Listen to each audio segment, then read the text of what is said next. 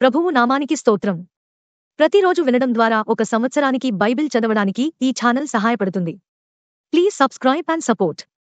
హృదయపూర్వక ధన్యవాదాలు. నేటి వేద భాగం ప్రసంగి గ్రంథం 5వ అధ్యాయము. నీవు దేవుని మందిరమునకు పోవునప్పుడు నీ ప్రవర్తన జాగ్రత్తగా చూచుకొనుము. బుద్ధిహీనులు అర్పించునట్లుగా బలి అర్పించుట కంటే సమీపించి ఆలకించుట శ్రేష్టము. వారు తెలియకయే దుర్మార్గపు పనులు చేయుదురు. నీవు దేవుని సన్నిధిని ఆలోచనగా పలుకుటకు నీ హృదయమును త్వరపడనీయక నీ నోటిని కాచుకొమ్ము. దేవుడు ఆకాశమందున్నాడు, నీవు భూమి మీద ఉన్నావు. కావున నీ మాటలు కొద్దిగా ఉండవలెను. విస్తారమైన పనిపాటల వలన స్వప్నము పుట్టును. పెక్కు మాటలు పలుకువాడు బుద్ధిహీనుడగును. నీవు దేవునికి మ్రొక్కుబడి చేసుకొనిన ఎడల దానిని చెల్లించుటకు ఆలస్యము చేయకుము. బుద్ధిహీనుల యందు ఆయనకిష్టము లేదు. నీవు మ్రొక్కుకొనిన దానిని చెల్లించుము. నీవు మ్రొక్కుకొని చెల్లింపుకొనుట కంటే మ్రొక్కుకొనుకొనుటయే మేలు. నీ దేహమును శిక్షకు లోపర్చునంత పని నీ నోటి వలన జరగనీయకుము. అది పొరపాటు చేత జరగనని దూత ఎదుట చెప్పకుము. నీ మాటల వలన దేవునికి కోపము పుట్టించి నీవేళ నీ కష్టమును వ్యర్థపరచుకొనెదవు. అధికమైన స్వప్నములను మాటలను నిష్ప్రయోజనములు. నీ మట్టుకు నీవు దేవుని యందు భయభక్తులు కలిగియుండుము. ఒక రాజ్యమందు బీదలను బాధించుటయు ధర్మమును న్యాయమును బలత్కారము చేత మీరుటయు నీకు కనబడిన ఎడల దానికి ఆశ్చర్యపడకుము. అధికారము నొందిన వారి మీద మరి ఎక్కువ అధికారము నొందిన వారున్నారు, మరియు మరి ఎక్కువైన అధికారము నొందినవాడు వారికి పైగానున్నాడు. ఏ దేశములో రాజు భూమి విషయమై శ్రద్ధ పుచ్చుకొనునో ఆ దేశమునకు సర్వ విషయముల యందు మేలు కలుగును. ద్రవ్యమును ఆపేక్షించువాడు ద్రవ్యము చేత తృప్తి నొందడు. ధన సమృద్ధిని ఆపేక్షించువాడు దాని చేత తృప్తి నొందడు. ఇదియు వ్యర్థమే. ఆస్తి ఎక్కువైన ఎడల దాని భక్షించువారును ఎక్కువ అగుదురు. కన్నులారా చూచుటయే గాక ఆస్తిపరునికి తన ఆస్తి వలన ప్రయోజనమేమి? కష్టజీవులు కొద్దిగా తినెనను ఎక్కువగా తినెనను సుఖనిద్ర నొందుదురు. అయితే ఐశ్వర్యవంతులకు తమ ధనము సమృద్ధి చేత నిద్ర పట్టదు. సూర్యుని కింద మనస్సునకు ఆయాసకరమైనదొకటి జరుగుట నేను చూచితిని. అదేమనగా, ఆస్తి గలవాడు తన ఆస్తిని దాచిపెట్టుకొని తనకు నాశనము తెప్పించుకొనును. అయితే ఆ ఆస్తి దురదృష్టము వలన నశించిపోవును. అతడు పుత్రులు గలవాడైనను అతని చేతిలో ఏమీయూ లేకపోవును. వాడు ఏ ప్రకారముగా తల్లి గర్భం నుండి వచ్చెనో ఆ ప్రకారముగానే తాను వచ్చినట్లే దిగంబరిగానే మరల పోవును. తాను ప్రయాసపడి చేసుకొనిన దానిలో ఏదైనను చేత పట్టుకొని పోడు. అతడు వచ్చిన ప్రకారముగానే మరలా పోవును. గాలికి ప్రయాసపడి సంపాదించిన దాని వలన వానికి లాభమేమి? ఇదియు మనస్సునకు ఆయాసకరమైనదే. తన దినములన్నీ అతడు చీకటిలో భోజనము చేయును. అతనికి వ్యాకులమును రోగమును అసహ్యమును కలుగును. మరియు కోరదగినదిగాను చూడముచ్చటైనదిగాను నాకు కనబడినది ఏదనగా, దేవుడు తనకు నియమించిన ఆయుష్కాల దినములన్నీ ఒకడు అన్నపానములను పుచ్చుకొనుచు తన కష్టార్జితమంతటి వలన క్షేమముగా బ్రతుకుచుండుటయే. ఇదియే వానికి భాగ్యము. మరియు దేవుడు ఒకనికి ధనధాన్య సమృద్ధి ఇచ్చి దానియందు తన భాగము అనుభవించుటకును అన్నపానములు పుచ్చుకొనుటకును తన కష్టార్జితమందు సంతోషించుటకును వీలు కలుగజేసిన ఎడల అతనికి ఆ స్థితి దేవుని ఆశీర్వాదము వలన కలిగినదనుకొనవలెను. అట్టివానికి దేవుడు హృదయ ఆనందము దయచేసియున్నాడు గనుక అతడు తన ఆయుష్కాల దినములను జ్ఞాపకము చేసుకొనడు. ప్రసంగి గ్రంథం 6వ అధ్యాయం. సూర్యుని క్రింద దురవస్థ ఒకటి నాకు కనబడెను. అది మనుషులకు బహు విశేషముగా కలుగుచున్నది. ఏమనగా, దేవుడు ఒకనికి ధనధాన్య సమృద్ధిని ఘనతను అనుగ్రహించును. అతడేమి కోరినను అది అతనికి తక్కువ కాకుండును. అయినను దానిని అనుభవించుటకు దేవుడు వానికి శక్తిని అనుగ్రహింపడు. అన్యుడు దానిని అనుభవించును. ఇది వ్యర్థముగాను గొప్ప దురవస్థగాను కనబడుచున్నది.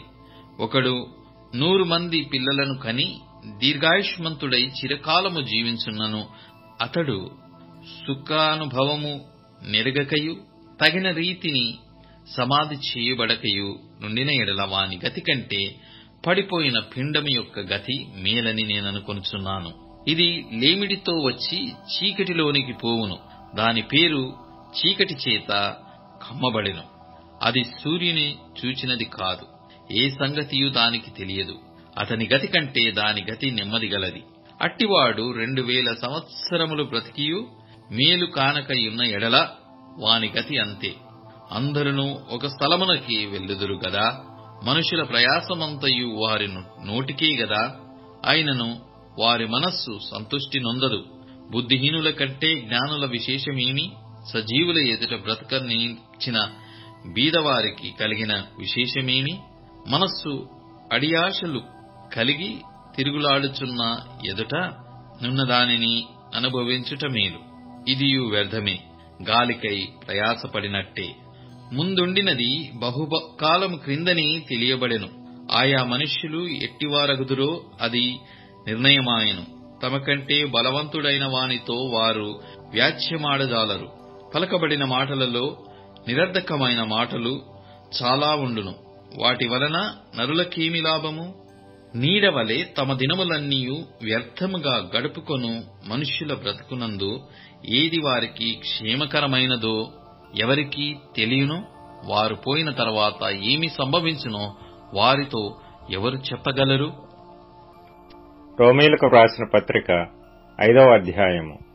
కాబట్టి విశ్వాస మూలమున మనము నీతిమంతులముగా తీర్చబడి మన ప్రభువైన యేసుక్రీస్తు ద్వారా దేవునితో సమాధానము కలిగియుందము. మరియు ఆయన ద్వారా మనము విశ్వాసము వలన ఈ కృపయందు ప్రవేశము గలవారమై అందులో నిలిచియుండి దేవుని మహిమను గూర్చిన నిరీక్షణను బట్టి అతిశయపడుచున్నాము. అంతేకాదు, శ్రమ ఓర్పును, ఓర్పు పరీక్షను, పరీక్ష నిరీక్షణను కలుగజేయునని ఎరిగి శ్రమలయందును అతిశయపడుదుము. ఎందుకనగా ఈ నిరీక్షణ మనలను సిగ్గుపరచదు. మనకు అనుగ్రహింపబడిన పరిశుద్ధాత్మ ద్వారా దేవుని ప్రేమ మన హృదయములలో కుమ్మరింపబడి ఉన్నది. ఎలయనగా మనమింకా బలహీనులమై ఉండగా క్రీస్తు యుక్తకాలమున భక్తిహీనుల కొరకు చనిపోయెను. నీతిమంతుని కొరకు సహితము ఒకడు చనిపోవుట అరుదు. మంచివాని కొరకు ఎవడైనా ఒకవేళ చనిపోవ తెగింపవచ్చును. అయితే దేవుడు మన ఎడల తన ప్రేమను వెల్లడిపరుచుచున్నాడు. ఎట్లనగా మనమింకనూ పాపులమై ఉండగానే క్రీస్తు మన కొరకు చనిపోయెను. కాబట్టి ఆయన రక్తము వలన ఇప్పుడు నీతిమంతులముగా తీర్చబడి మరింత నిశ్చయముగా ఆయన ద్వారా ఉగ్రత నుండి రక్షింపబడుదుము. యాలయనగా శత్రువులమై ఉండగా ఆయన కుమారుని మరణము ద్వారా మనము దేవునితో సమాధానపరచబడిన ఎడల సమాధానపరచబడిన వారమై ఆయన జీవించుట చేత మరి నిశ్చయముగా రక్షింపబడుదుము. అంతేకాదు, మన ప్రభువైన యేసుక్రీస్తు ద్వారా మనము దేవుని యందు అతిశయపడుచున్నాము.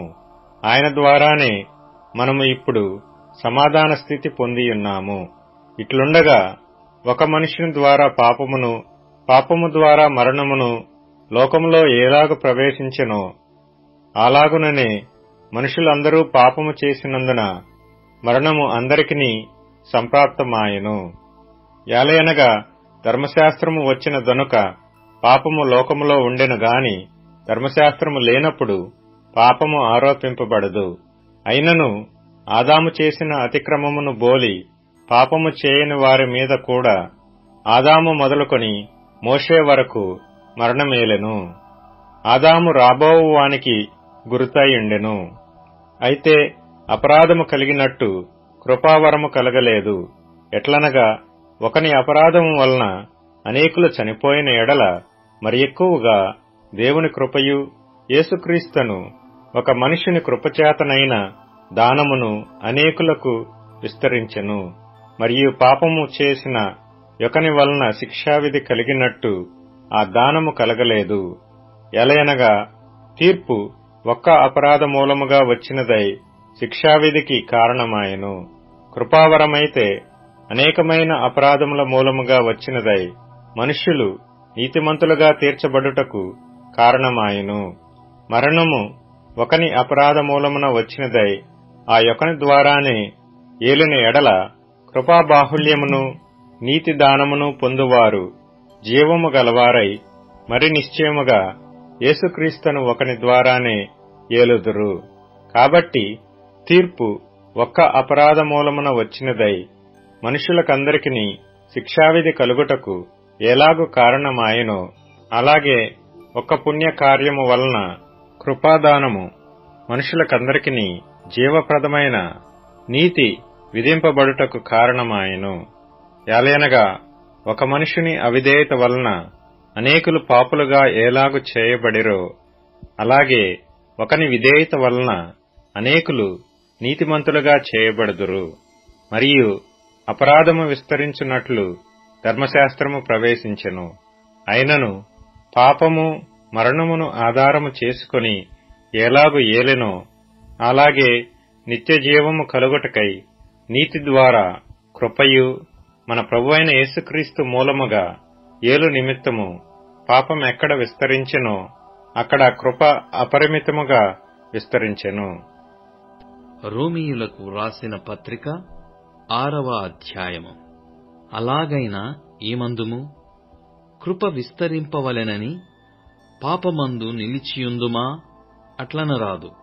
పాపము విషయమై చనిపోయిన మనము ఇక మీదట ఎలాగు దానిలో జీవించుదుము? క్రీస్తు యేసులోనికి బాప్తిస్మము పొందిన మనమందరము ఆయన మరణములోనికి బాప్తిస్మము పొందితమని మీరెరుగరా?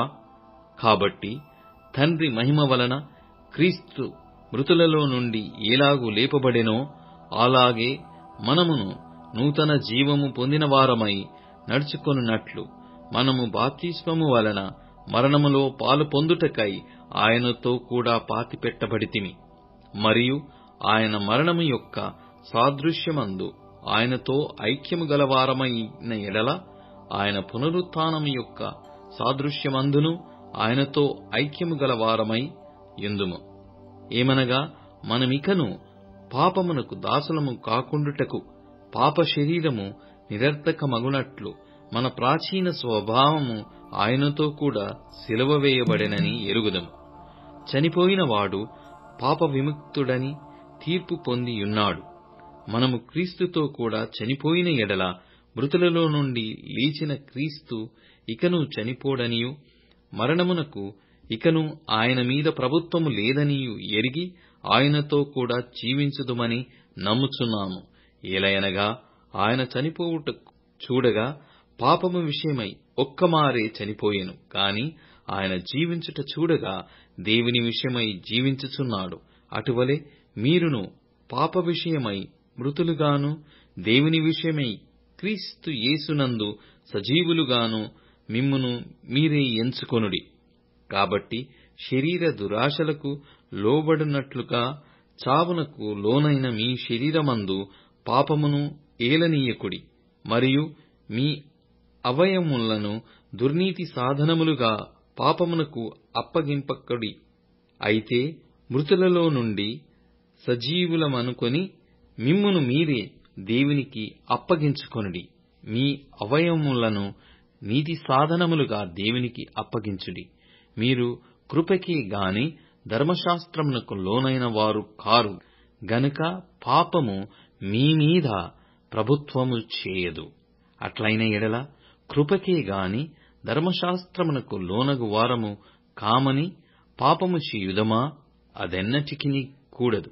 లోబడుటకు దేవునికి మిమ్మును మీరే దాసులుగా అప్పగించుకొందురో అది చావు నిమిత్తముగా పాపమునకే గాని నీతి నిమిత్తముగా విధేయతకే గాని దేనికి మీరు లోబడుదురో దానికే దాసులగుదరని మీరెరుగరా?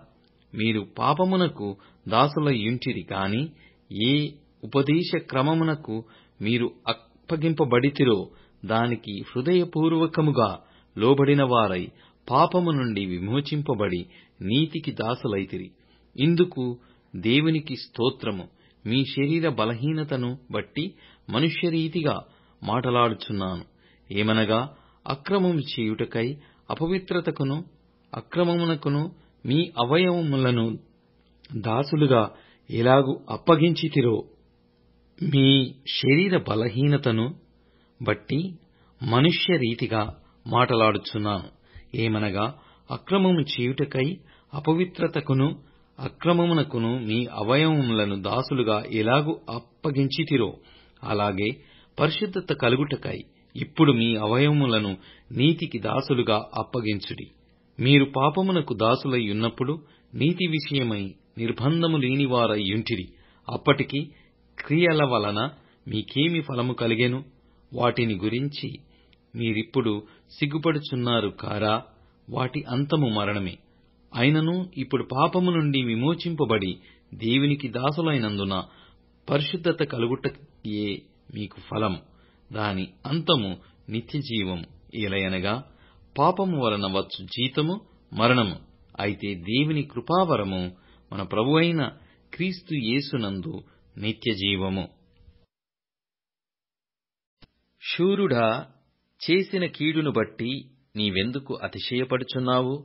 దేవుని కృప నిత్యముండును. మోసము చేయువాడా, వాడిగల మంగళ కత్తివలె నీ నాలుక నాశనము నుద్దేశించుచున్నది. మేలు కంటే కీడు చేయుటయు, నీతి పలుకుట కంటే అబద్ధము చెప్పుటయు నీకిష్టము. కపటమైన నాలుక గలవాడా, అధిక నాశనకరములైన మాటలే నీకిష్టము. కావున దేవుడు సదాకాలము నిన్ను అణగగొట్టును. నిన్ను పట్టుకొని ఆయన నీ గుడారములో నుండి నిన్ను పెళ్లగించును. సజీవుల దేశములో నుండి నిన్ను నిర్మూలము చేయును. నీతిమంతులు చూసి భయభక్తులు కలిగి, ఇదిగో దేవుని తనకు దుర్గముగా నుంచుకొనక తన ధన సమృద్ధియందు నమ్మికయుంచి తన చేటును బలపర్చుకొనినవాడు వీడేయని చెప్పుకొనుచు వానిని చూచి నవ్వుదురు. నేనైతే దేవుని మందిరములో పచ్చని ఒలీవ చెట్టువలెనున్నాను. నిత్యము దేవుని కృపయందు నమ్మికయుంచుచున్నాను. నీవు దాని నెరవేర్చితివి గనుక నేను నిత్యము నిన్ను స్తుతించెదను. నీ నామము నీ భక్తుల దృష్టికి ఉత్తమమైనది. నేను దాన్ని స్మరించి కనిపెట్టుచున్నాను. ఇప్పుడు tune in, Spotify, Amazon music మరియు యూట్యూబ్ మ్యూజిక్ లో కూడా అందుబాటులో ఉంది. Please follow us.